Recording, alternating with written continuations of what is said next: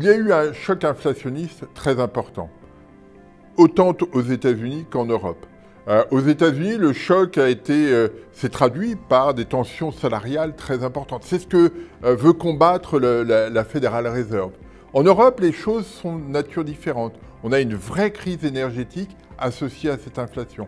Le prix du gaz a progressé très fortement. Et donc, on a eu une intervention extrêmement importante des gouvernements qui ont mis en place des boucliers énergétiques de grande taille.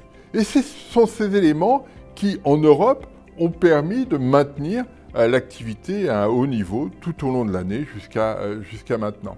C'est cet élément qui a été très fort en Europe. Aux États-Unis, la crise est plus banale, si je puis dire. On a eu une demande très forte, on a vu apparaître des tensions sur le marché du travail avec de hausses de salaire. Donc ça a alimenté la demande. En Europe, la demande a été alimentée par cette intervention des gouvernements et c'est une vraie distinction entre les deux zones.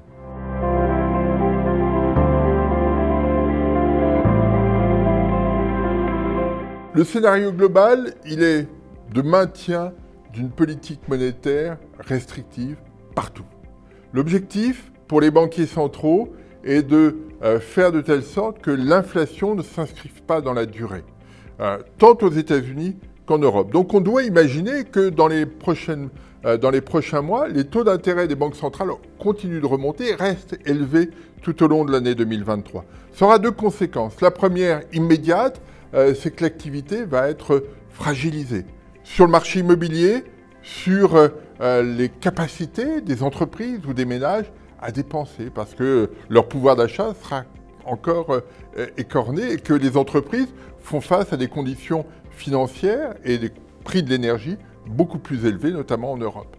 Par la suite, on doit s'attendre à ce que l'inflation finisse par ralentir de façon significative. Donc on a trois séquences, des banques centrales restrictives, une activité qui est pénalisée, mais in fine, une inflation qui finit par ralentir et qui se traduira en 2024 par une situation globale plus favorable.